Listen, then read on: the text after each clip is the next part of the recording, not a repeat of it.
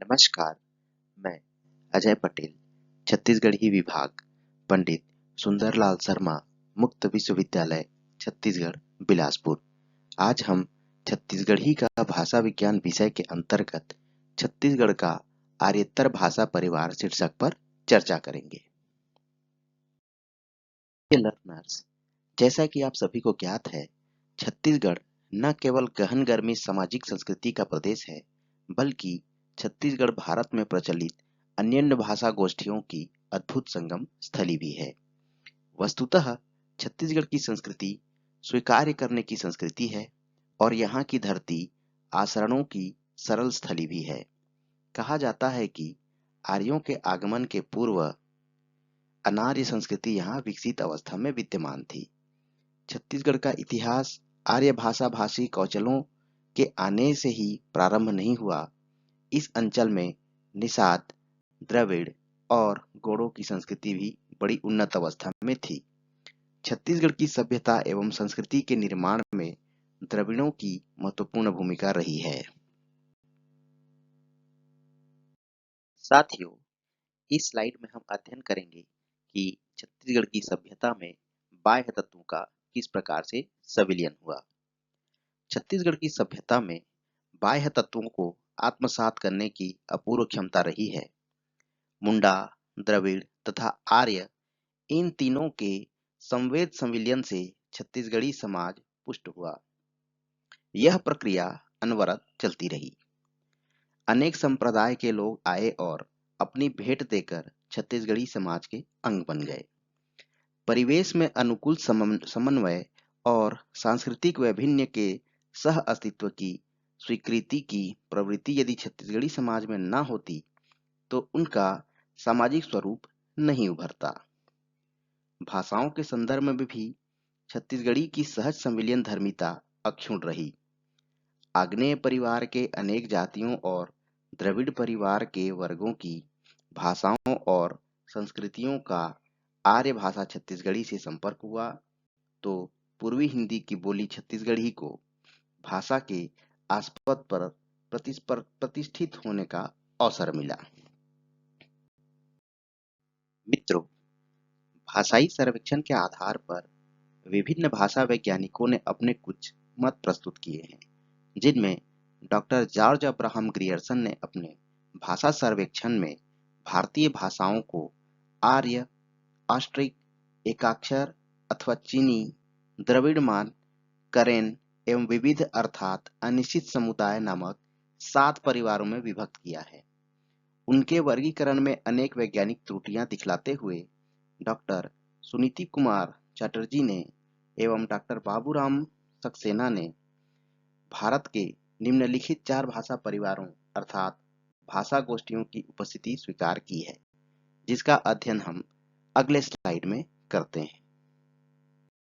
जैसा कि पिछली स्लाइड में हमने बताया कि भारत के विभिन्न भाषाविदों ने भाषा परिवार संबंधित कुछ तथ्य प्रस्तुत किए हैं, जिनमें उन्होंने 4 प्रमुख प्रकार बताए हैं, जिसमें पहला है ऑस्ट्रिक या निषाद, दूसरा है द्रविड़, तीसरा है इंडो यूरोपीय अथवा आर्य, चौथा है भोजपुरी या मंगोल या फिर किरात।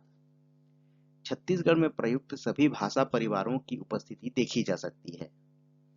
निषाद परिवार की भाषा या बोलियों में कुरकू, खरिया, खेरवारी, शबर आदि बोलियां तथा द्रविड़ परिवार की बोलियों में कुरुख या उराव, गोड़ी, दोरली, परजी आदि बोलियां प्रचलित हैं। इस मंगोल अथवा किरात भाषा परिवार की बोली तिब्बती शरणार्थियों के लिए सरगुजा जिले के मैनपाट आ पहुंची है। अतः कहा जा सकता है कि भारत में प्रचलित विभिन्न भाषा परिवार की बोलियां छत्तीसगढ़ में विद्यमान हैं। इसलिए छत्तीसगढ़ को भारत की भाषिका प्रदेश भी कहा जा सकता है। अतः हम आर्यतर बोलियों का सामान्य परिचय प्रस्तुत करेंगे। छत्तीसगढ़ में निषाद अर्थात ऑस्ट्रिक या मुंडा भाषा परिवार की कई बोलियां प्रचलित हैं। यह भाषाएं मुख्यतः आदिवासी समुदायों द्वारा बोली जाती हैं और राज्य की सांस्कृतिक विविधता को दर्शाती हैं। इनमें प्रमुख हैं मुंडारी भाषा, संथाली भाषा, खड़िया भाषा और गदवा भाषा। इन बोलियों का प्रचार विशेष रूप से सरगुजा, जशपुर और बस्तर अंचल में देखा जाता है। इनकी अपनी अलग ध्वनि, शब्दावली और सांस्कृतिक पहचान है। यह भाषाएं छत्तीसगढ़ की प्राचीन भाषाई विरासत का महत्वपूर्ण हिस्सा है। मित्रों, छत्तीसगढ़ में प्रचलित निषाद परिवार की बोलियां कुछ इस प्रकार हैं, जिसमें सबसे पहले हम कुरकू का अध्ययन करेंगे। कुरकू आदिम प्रजातियों में बोली जाती है। इसका केंद्र पश्चिमी मध्य प्रदेश है। छत्तीसगढ़ में कोड़ाकू जाति निवास करती है, जो एक तरह से कोरबा जाति की ही एक शाखा है। डॉक्टर ग्रियर्सन ने कुरकू, कोड़ाकू और कोरवा को एक ही शाखा का पृथक पृथक बोली माना है। अब कुरकू बोली कोरिया जिला के अंतर्गत चांदबकार तहसील में अत्यंत विकृत रूप में शेष रह गई है। इस तरह से कुरकू विलुप्ति की कगार पर है।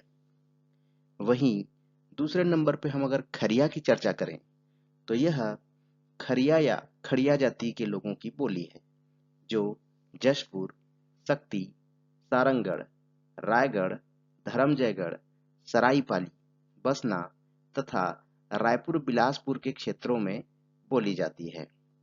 अब यह बोली मरणासन अवस्था में है।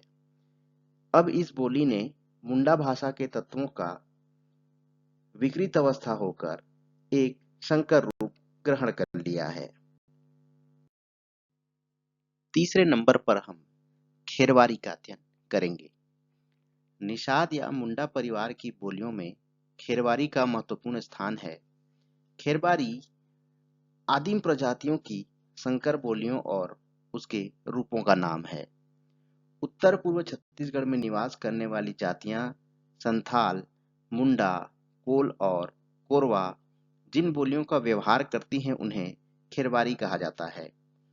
संथालों की प्रयुक्त बोली संथाली, मुंडा लोगों की मुंडारी, कोलों की कोलाली तथा कोरवा लोगों की जातीय बोली भी खेरवारी के अंतर्गत परिगणित होती है।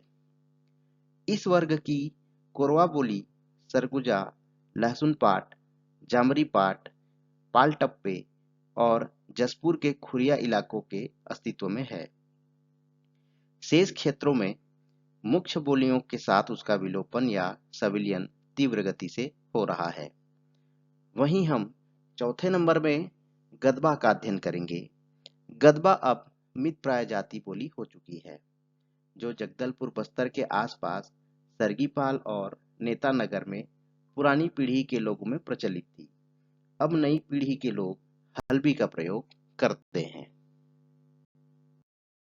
मित्रों, पांचवें नंबर पे हम सबर तथा अन्य बोलियों का अध्ययन करेंगे। बस्तर जिले में निवास करने वाली सबर जाति की बोली है। इसके बोलने वालों की संख्या अत्यल्प है। भाषा विज्ञान की दृष्टि से शबर आग्नेय परिवार की मुंडा की एक विस्मृत प्राय बोली है।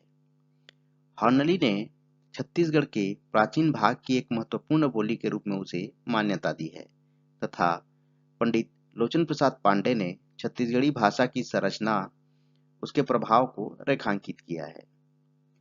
मुंडा वर्ग की अन्य बोलियों में चिक और नगेशिया का भी छत्तीसगढ़ में प्रचलन है, किंतु ये अधिक प्रभावी नहीं है। ये अविष्टी बोलियां सरगुजा एवं जसपुर जिले में, जहां इन जातियों का निवास है, बोली जाती है। कहीं कहीं पश्चिमोत्तर छत्तीसगढ़ में ही हो बोली का भी व्यवहार होता है।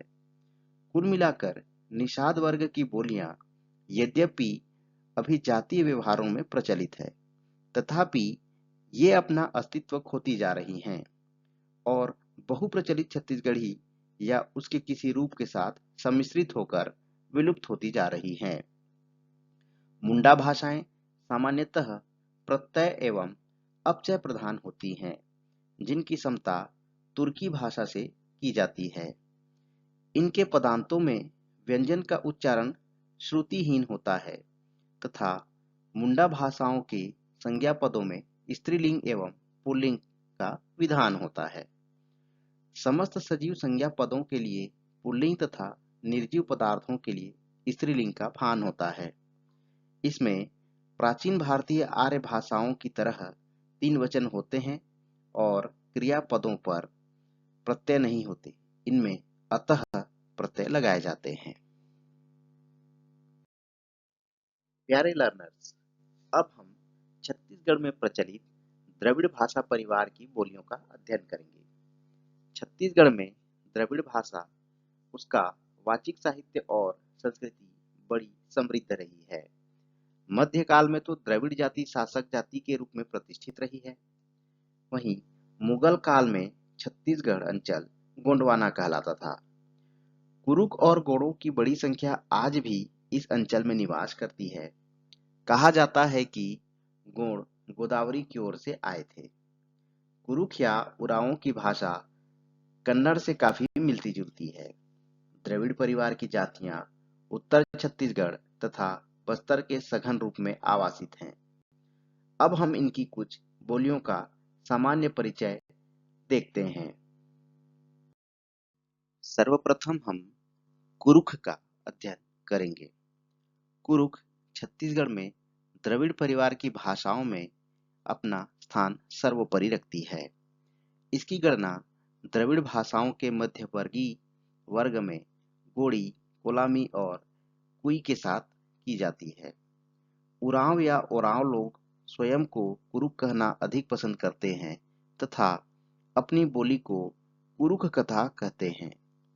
कुरुख बोली रायगढ़, जशपुर, सरगुजा और कोरिया जिलों में बोली जाती है।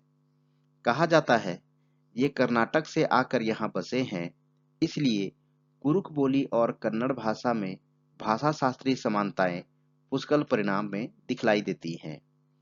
इधर प्रसिद्ध भाषाविद डॉक्टर हीरालाल शुक्ल ने यह तथ्य उजागर किया है कि कुरुख की समानता उत्तर पश्चिम क्षेत्र की ब्राहुई भाषा से है।